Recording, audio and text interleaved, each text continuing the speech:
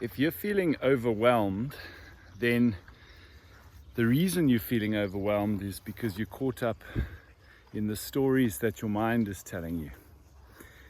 And what always happens is that the mind will tell us all sorts of stories about what we can expect and what the future is going to hold.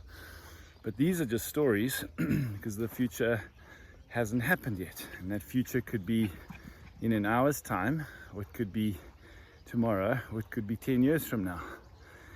But the mind likes to get into a story. And especially if there's fear attached to that story, it can get quite gripping. And the mind can tell incredibly compelling stories. So if you're feeling overwhelmed, then you've got to stop and realize that the reason you're overwhelmed is because you're believing the stories that your mind's telling you. And part of that might mean that you're trying to solve tomorrow's problems today, which is impossible for a number of reasons. One is that you're not there tomorrow, you're here today. And secondly, the problem that your mind is projecting into the future hasn't even happened yet and may very well not happen yet. Although, because the mind is so great at telling stories, very, very, very believable stories, it's sometimes hard to believe that it's not going to happen. But you've got to remember it's just a story. The next thing that you need to do is to bring your attention to what you're feeling in the body, in terms of the sensations in the body. And don't put language to this. Don't start saying, oh, I'm feeling anxious. Or those are labels, and they're very powerful labels because they have very strong meaning associated with them. So keep out of the need to put language to what you're feeling. The simplest way is just to notice. Just notice what's going on in the body. And as you notice, without putting language, I'm going to have to put language on to explain myself, but you don't want to be putting language on when you're doing this. Notice, you might notice that it's a tight feeling or a heavy feeling, or sometimes the feeling moves. I know sometimes I feel there's like a lead ball right in my solar plexus, and it's heavy and it's tight. And so you just want to notice the feeling and be okay with the feeling. And don't put words to it. Don't put language to it. Don't put stories to it. If the mind starts saying, oh, you're feeling that because this, those are just stories. Just say to yourself, okay, that's just the mind. Just notice it's just the mind, and bring your attention back to the feeling. And if you really bring presence just by noticing the feeling, you'll realize that the feeling itself, separate from the story, is not good or bad, right or wrong.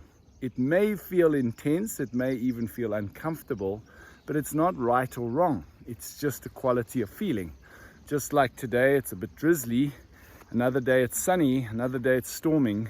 We have an internal climate, and it's wonderful to be able to feel the different feelings that we feel in the body without judging them as good or bad, right or wrong. And that judgment comes from the mind, and the judgment comes from the story.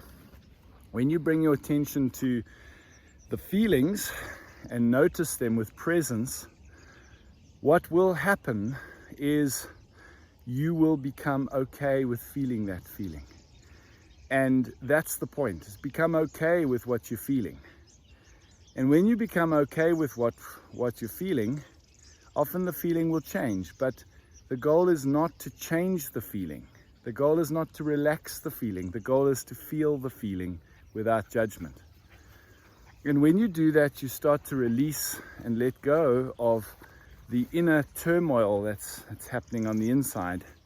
And the more you let go of that inner turmoil, the more clarity you have, because what triggers the mind into all these stories are the feelings, and then the mind likes to jump on and kind of add the narrative, add the soundtrack to that. But the more you let go of that inner turmoil, the less triggered you'll be and the more clarity you'll have. And it's from that place of clarity that right action is inspired. That's when you'll know, all right, this is what I need to do. Now, if you're feeling really overwhelmed, those stories are going to be really compelling and they're going to keep wanting to pull you into the future, trying to solve tomorrow's problems today. And you want to just keep noticing that and bringing your attention back to the feeling, the sensation in the body without the story. And from that place of clarity, then to take the action that feels right, the action that feels inspired. And if you do that and you practice letting go of the story, which includes the worries, worry is just a story, then you will be taking right action. You'll be taking inspired action, and that inspired action is what will take care of tomorrow as tomorrow becomes today, as tomorrow unfolds into the now. It's not what we do, it is the state out of which we do it that makes the difference. And therefore, you want to let go of the story and notice the feelings and feel the feelings without judgment. That then helps you to move into a state of clarity. And it's when you're operating out of a state of clarity and inspiration that you start to take action from the right place, as opposed to fear-driven action, which can only create more evidence of the fear, because that's the energy out of which you are acting.